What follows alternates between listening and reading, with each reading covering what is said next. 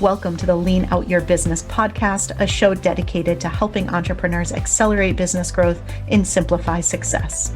I'm your host, Crista Grasso, and I've been working with businesses for more than 2 decades to help them lean out and optimize what's working while eliminating anything that's not adding value. So if you are ready to get more time back in your day, more profit in your business, and to do business differently, growing and scaling on your terms, let's dive into today's episode.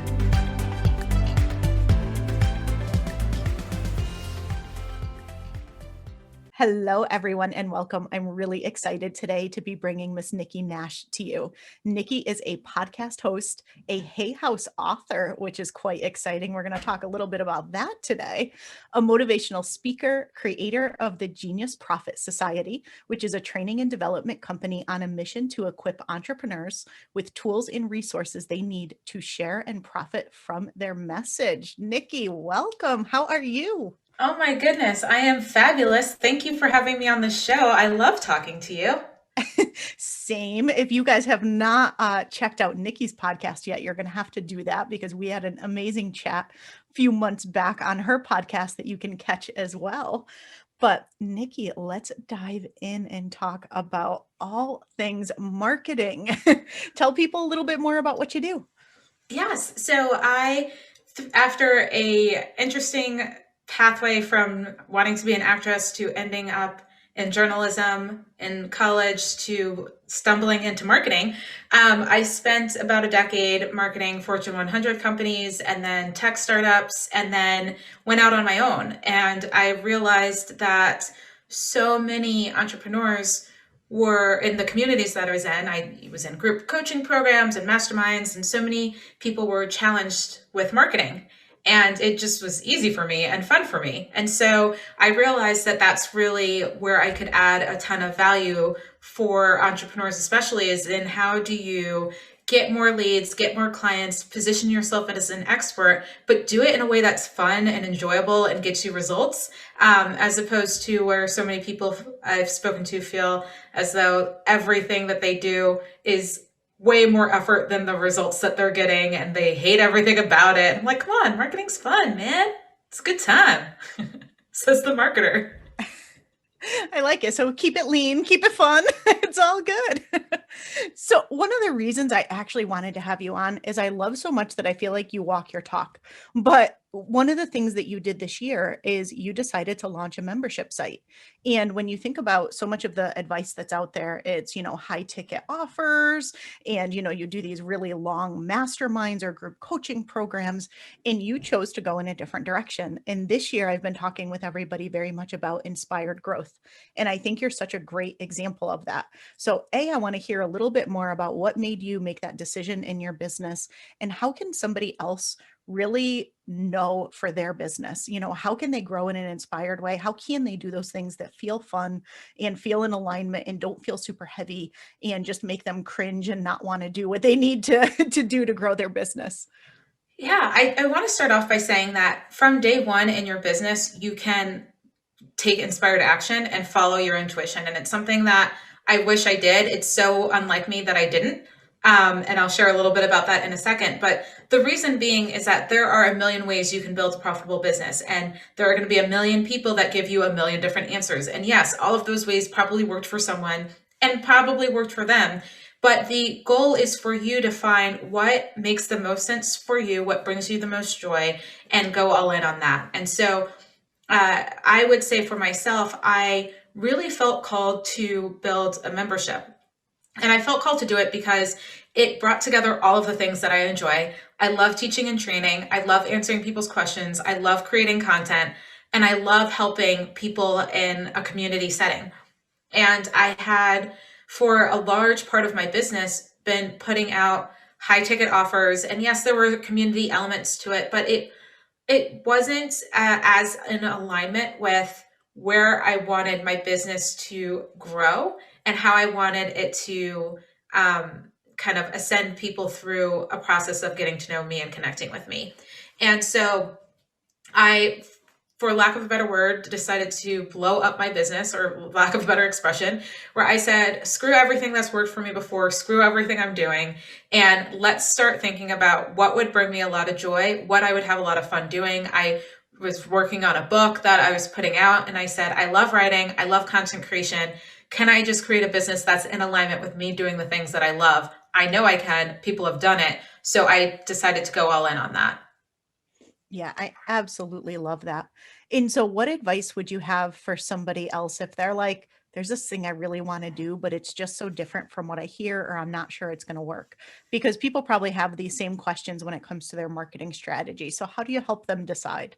Yeah, I would say first and foremost that nobody knows it's going to work. Even the people that are telling you that they have the way for your business to make millions of dollars through high ticket offers or through webinars or through whatever specific tactic that they're telling you, nobody knows if it's 100% going to work for you, because they don't know your business, your gut, what makes you happy, what frequency or alignment you're on, if you want to go woo woo. Like they don't know. They know that they've had a method that's worked for them and has probably worked for thousands of others. But I bet you it's also not worked for thousands of others as well. And so for you to figure out if it's right for you or not is you have to really stay connected to who you are and what brings you joy and what feels right to you. And I know for myself, when I started my business, I was told you got to start with one-on-one, you have to start with high ticket. And I wanted to start with an online course or something because I had been teaching workshops in person for years. That was technically my side hustle before I even knew side hustling was a thing. I did it because I hated my job, unfortunately, at a tech startup, and I really enjoyed teaching. And so I did it, and I had a lot of fun, and it made money, but it was also brought me a lot of joy. And I wanted to bring that experience online and even do it live, but do it so that I can impact more people. And I didn't do it because all of the advice that I kept hearing was high ticket, high ticket, high ticket, one-on-one, one-on-one, one-on-one. And I'm not saying that that's a bad way to go. I'm just saying that it's not necessarily the way for everyone. And so when you're trying to figure out what works for you, you have to really listen to yourself and go, this feels right. And I know sometimes it's hard to figure out for some people if it feels right. It's to go, when you hear about it, are you super excited or are you kind of dreading it? You know, when you do it, could you imagine yourself doing it every day for the next 3 years? And even if you fail at it, would still get up and do it? Or does the sound of that sound terrible, right? And if it sounds terrible, it's probably not something that you're in alignment with. You know, for me, I know that I could create content every day, whether I knew a million people were creating it or not. Now, I didn't always, or were watching it or not. Now, I didn't always feel that way. When I started my business, I created content and I stopped creating content because I didn't think it was working. Even though it brought me joy, I stopped doing it because I was like, I don't think this is working. But had I stuck it out, I would have realized actually that it was working, because people later on signed up to work with me and they're like, I watched all of your videos. And I'm like, you never commented once. How did I know? You know, how would I know? But I say all that to say, you really want to think about what is going to make you happy and bring you joy and feel good to you. And then find somebody who's doing it the way that you want to do it and learn from them. Because you don't have to follow everybody to get an answer. Just follow the person that's building the business that you would like to have the way you would like to have it. Yeah, I love that. And that fits so beautifully into the inspired growth theme that we've been talking about. I absolutely love it. So, the other thing I wanted to dive in that I think you do really well is, to me in business, one of the keys to keeping things lean and really having a lot of success is clarity, having clarity and being focused. And let's talk about that in relation to marketing and your message. So, how do you get really clear on your message? Oh, such a good question. And it's something that a lot of people struggle with, whether they're day one in business or day five in business. And the thing that I would say when it comes to messaging is twofold. It's one, that your message won't always come from you. In fact, 99% of the time, I was going to say 9 times out of 10, I couldn't decide, but 99% of the time, you will find that your audience will know what your message is and they will share it. You have to listen for what they're saying about you and saying to you. Oh, it really helped me when you said this. I really like working with you because of this. Oh, I was telling my friend this about you. And when you can ask questions and listen to your audience, the people that are working with you or following you online, you will find commonalities, and then you'll go, oh, that's my message. But to get started, you need to start somewhere. And what I say to people starting somewhere is to figure out what's the one problem that you solve. And so often people will say, well, I solve lots of problems. I'm like, I'm sure you do, but which problem is causing all the other problems that you're also solving? Because there's usually a core problem. And when you can figure out the core problem that you're solving, or at least the core problem that you would be excited about and, are uniquely qualified to market, then when you are coming at it from that angle of, I help people solve this problem, I have this unique solution, or I have the solution to this problem, that's your message until you have clarity from your audience otherwise, until they say, actually, this is really what I got from you. And then you can evolve and edit your message from there. But start with the problem you solve and with what your audience is saying about you being your message. I think that's so important. And it just makes things so much simpler. When somebody starts working with you, you can help them with all the things that you're good at, but get them in with that one core thing. I love that. Very, very lean approach to things. So now we've got people who are considering working with you, right? You've got your kind of message. It's clear on the problem that they're solving. What about how they know to choose you over their competitors, right? So how do you choose what, or how do you share what makes you different, but in a way where you're not bad mouthing somebody else, but you're just highlighting why they want to work with you? Yeah, so there are a couple of things that go to differentiating yourself in the market and helping people choose whether or not they want to work from you or work with you. And a lot of that really comes in from the marketing standpoint of what I call the dating phase, where you are there, you're giving them all the information and mindset shifts and transformations that they need to powerfully choose if they want to work with you or not. And on the flip side, you're qualifying that person to determine if you want to work with them or not. Because just because somebody wants to work with you doesn't mean you want to work with them. It's like dating. Just because somebody's into you doesn't mean that you want to go on a date with them, and that's fine. And so when you're trying to figure out, okay, how do I differentiate myself in this market, you have to realize that the people that are going to choose to work with you are probably going to choose to work with you because they resonate with who you uniquely are, right? And so getting really clear on what is it about me that my own clients really like? What makes me unique and different from everybody else out there? What is it that I want to, uniquely share with people? Maybe you have your own process or methodology or sayings or things that you fundamentally believe that will differentiate you from other folks out there. And when you can start really leaning into your strengths, I always joke, I'm like, lean into your strengths, but lean out of your business, all right? Like when you can lean into your strengths or double down on your strengths and your unique qualities and the things that make you unique and that people resonate with, that's what will help separate you from your competition. There are tactical ways that you can think about, okay, well, what do they offer that I don't offer? Or what sort of bonuses can I offer to sweeten the deal and things like that. But at the end of the day, people want to buy from products that they really believe are going to work for them. And the more transparent and open you are and on brand you are about what they're going to get when they work with you, the easier it'll be for them to make the decision. People will work with me or choose to join my communities over certain other ones because they resonate with me. And sometimes that's not something that you can put on a piece of paper and say, I am this, everybody else is that, but I can say, I know who I am. I know what our brand is. I know what we could believe in. And if we can reinforce that in everything we do and remain consistent with it in everything that we do, that'll help people make the decision. Yeah, I totally agree. And the few people, that I've chosen to invest in over the years, I invest in over and over again because I resonate with them. And I'm more choosing to work with them than I am even for the thing that they do. The thing they do is important, but at the end of the day, it's them who I'm working with.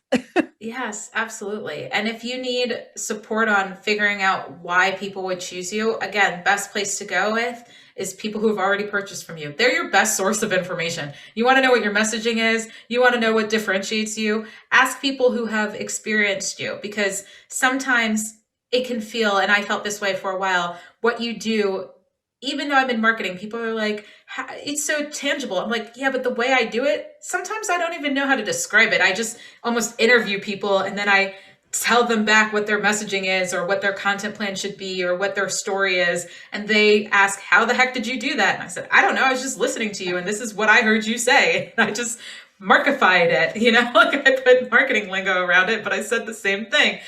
I don't know how to say that sometimes. But then, you have a client that says that, I'm their business doula, or I'm, their content translator or something. I'm making up words now because I can't remember exactly what somebody once called me. But when you start helping people and then asking them what they got out of it and how they would describe it to a friend, that's where more information will come from. That's great. I love that. And so I like also that you talked about being a little bit discerning in the dating analogy, that just because somebody wants to work with you, you don't always want to work with everybody. So how do you actually go about attracting your dream client so you are getting those people that are a great fit for you? Yes. So I think that attracting your dream clients is almost equally your job to repel the people who aren't your dream clients. And so I think saying certain things that you believe over and over again are important. If you believe that, for who your dream target audience is, or your ideal client, if they all want to have a podcast, right? And you believe that even though you may sell business coaching, but you believe everybody should have a podcast, or you only want to work with podcasters, then say that. Say, you want to create a podcast, or you're a podcaster, this would be a great fit for you. Oh, I don't have a podcast. They may not be right. If your pricing is high and you keep getting on calls with people who don't want to pay any money, put your pricing on your website, put starting at. That'll deter people away, because the more that you are you on the one end, you'll attract people by just being you. But you also want to make sure that you're mindful of everybody's time. And the more that you can say, okay, I get that you guys are down with what I'm throwing out there. I get that you're on the same frequency as I am, such that you're hearing my message. But I want to make sure that those who hear my message also know whether or not this program is right for them or not. And I think that comes down to not just being you, but sharing who it's really for, and not being afraid to say, to qualify people, or not being afraid to tell people who it's not for. And even if it wipes out half your market, it could be really easy to go for people that have been in business for 2 seconds, because that's more people than those who have been in business for 10 years, or those making $1 million. But if you only want to work with $1 million businesses, then say you only work with $1 million businesses, and that's fine. Yeah, I really like that. One of the things I talk a lot about is building up your super fans. And you cannot create super fans unless you are very firm in what you believe, and you're polarizing sometimes in your content. And one super fan is 1,000 times more valuable than 100 just kind of lukewarm people who kind of sort of think you're interesting. 100%. 100%. So let's talk a little bit more about you. What's going on? I want to hear all about this book that you have coming out, which is really exciting. Yes. So we are in the editing phase of the book. So it is written. I wrote probably somewhere around 45 to 50,000 words, which is crazy to me, in such a good way. But I'm really excited about it. It's called Market Your Genius. It's all about how you can generate leads for your business, how you can get dream clients, how you can build that community of loyal, tribe members. And it is very much a marketing book, but it's also just a business and kind of think about what you want lifestyle book. Because for me, I don't believe there's any point in building a business that makes you miserable. So the book actually starts with non-marketing type things, or like what most people would consider marketing things, where it's, what does success look like to you? What will make you happy? And we kind of start there and then build from that to creating, hey, here's what you could offer, and now let's talk about how to market it. So I'm super excited about the book. Again, we're right now editing it, but it comes out August 24th, and that's probably one of the biggest things that I'm working on right now. Yeah, I personally cannot wait. And I think it's such a great name, because when I describe you, I always describe you as a marketing genius. And so I feel like the name of your business, the name of your book, everything, it's just such a great fit. All right. So we want to round this out with the same question that I ask everybody, and I'm dying to hear your answer. So how do you work smarter, not harder in your business and lean things out? Yes. So I do this in a couple of ways. And I would say one of the biggest ways that I do this, and not everybody is down with this methodology, but I really love it, is that when you hire a team, I hire a team to do very specific things over and over and over again. So, for example, I bring on somebody and they only work on my podcast. Like they only edit. They're just like the podcast guru, right? And I have somebody who's going to be only YouTube and or only micro content. And the reason why I do this is because then I can put in systems and structures and processes for everything. And this is exactly how we do stuff. And people know exactly what to do. They're trained so that essentially what I have to do, a lot of essentially my marketing is essentially content creation.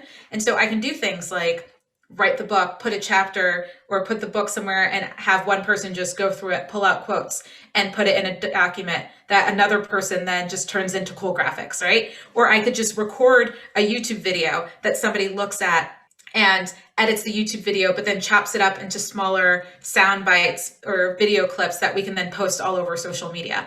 And so I'm all about doing something once and leveraging it as much as possible, and then making it easy for team to just go move forward without you having to tell them to do anything, without you giving them deep instructions. I just record a YouTube, well, same with YouTube, but I was going to say podcast. I record an episode, whether it's YouTube or podcast, throw it in Dropbox, and the person just knows every certain day they go in, they're going to see a certain number of videos or audio files. They're going to do what they need to do with it and move on. And I can focus on the thing that I am good at and that brings me joy, which is content creation. I absolutely love that. And, I'm all about systems. So I think that is the key right there. So tell people where they can find you and tell them a little more about your podcast as well. Yeah, so I will start with my podcast, and that is also called Market Your Genius. I guess another way you could work smarter, not harder, is just name everything the same thing. And then you don't really have to think hard about what to call something or how to tell people where to find you. So my podcast is called Market Your Genius. You can listen to it on all of the platforms. And in addition to listening to the podcast, I have the best way to get in contact with me. I have a free marketing bootcamp that is available at freemarketingbootcamp.com. Again, title things that are easy and make sense.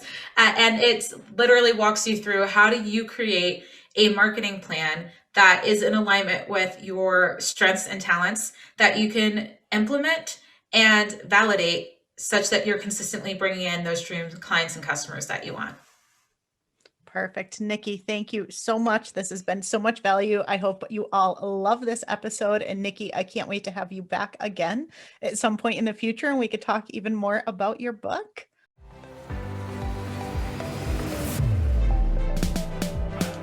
Thank you for joining me for another episode of the Lean Out Your Business podcast. I hope you got a lot of value and actionable insights from today's show and would love if you take a moment to leave us a review.